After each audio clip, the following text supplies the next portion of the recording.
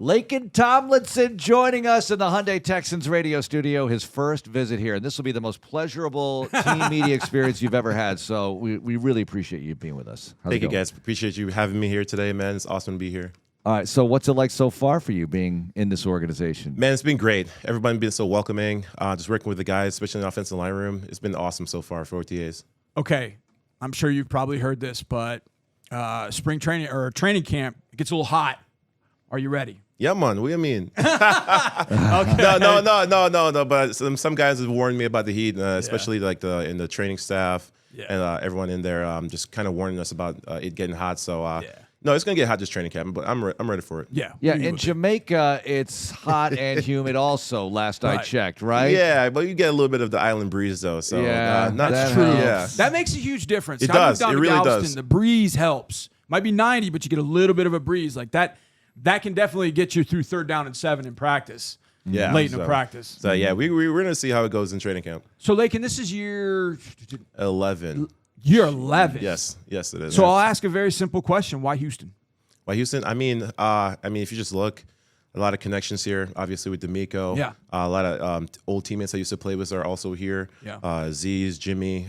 Just a ton of the connections here, man. And honestly, that's made it like the transition so much smoother, especially at this point in my career. Yeah. You know, it's very important to have that. So when I get here, I just get to work. Yep. You know, I have to really worry about. Obviously, I got to learn new teammates, learn how to work with new teammates. But just being here for OTAs, I mean, that's why I'm here for OTAs. I'm getting to learn to work with the guys and, just showing them how, what I'm about. Yeah. As an O-lineman, what do you get out of OTAs? You got to know where to be, obviously. You're learning this Nick Caley system. And discuss that a little bit, if you could, Laken, about how this is different or similar from other systems you've run. For sure. Obviously, coming here working with Nick, it's new for everybody, obviously, new offense. And working here with Nick, with the guys in the offensive line room, this period right now is very important because this is where we start our chemistry. It's very important for me to be here because I want the guys to be able to see how I work and kind of learn how to work with me so I can learn how to work with them.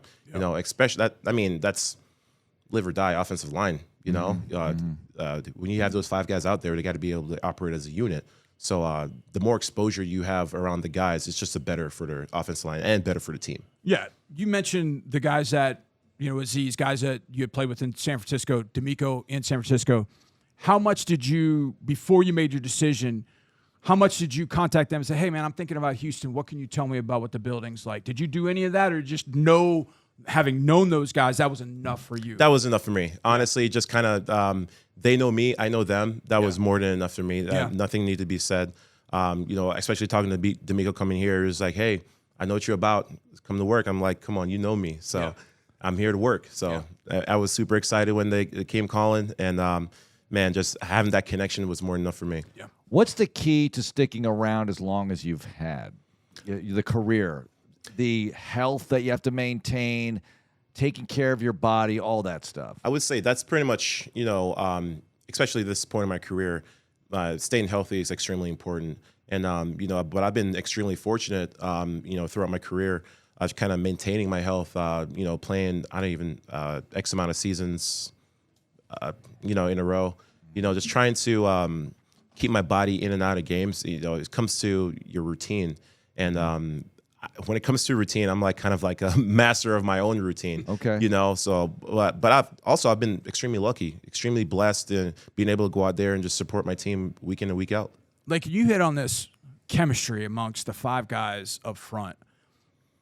We kind of know from outsiders looking in what we think it's supposed to be, but why is that so important to an offensive line?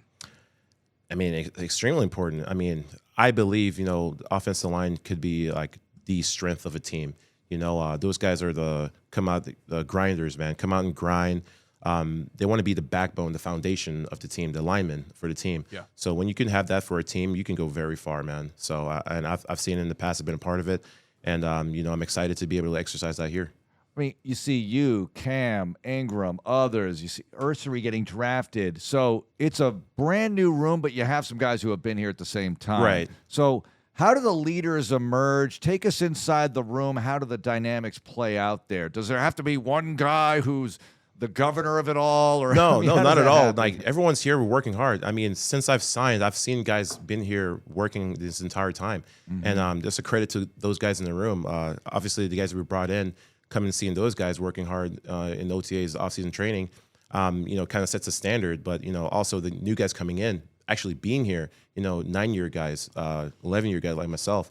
Coming in and working, it sets the standard for the room. So, and that's one thing. This OTAs, I was, man, super happy with everyone in there working hard, man. And it's a really, really good start for what we got going on. Like, how important is it for you now being an 11-year vet, thinking back to when you were a rookie, the players in your room that poured into you that were veterans? Maybe you didn't have that, but how important is it for you to do that for the young guys that walk into the room, into the offensive line room, to kind of pour into those young dudes, so you're basically paying it forward to them, so that when they become 11-year vets, they can say, well, hey, Laken taught me this. How important is that for you? No, for sure. It's extremely important. I mean, when I was a rookie, when I got drafted by Detroit, I had guys, like Calvin Johnson, a guy in my offensive line room, Manny Ramirez came in. Those guys took me under their wing. And week in and week out, I just kind of just stayed in their hip pocket and did everything they did. Yep. And, obviously I learned what works for me and for my body type. Like I can't do the same thing as Megatron, obviously. Sure. But, I get to learn about my body from those guys, what they did. Because, coming in the league, you don't know what you know. Sure. So having those guys was extremely important for, my foundation, my career. And being here, and especially working with the young guys and the rookies here, I feel like it's important for them too. And we have a really good group of rookies. I mean, they listen and they come on their work as well. They came in, see how we were working for OTAs. And, man, I'm super excited about them too. Okay, so what's your favorite blocking scheme? Do you like going outside zone? Do you like just, let's just hammer them, run straight ahead? You like pass protecting? I know you got to do it all. I mean, I do it all. But, I mean, I've done the outside zone. I've done the gap double teams. I've done the pull trap, pass protecting. I've been in a heavy pass system. I mean, I'll do it all. I mean, obviously as offensive linemen, you want to be able to do everything and stay out there for the entire game. Right. But, I really just want to kick the living hell out of somebody. And we like that. We like that. All right, what? I got one more. Okay. For you. Impressions of Houston. Yeah. Houston food. I know you haven't been here that long, but what do you think of H-Town? So far, so good. It's been amazing. Just learning about the area. I have family here too that lives in Katy. So just learning about the area. What's around the stadium. It's been really cool just to learn just the local cuisines, and they have a ton of stuff here too.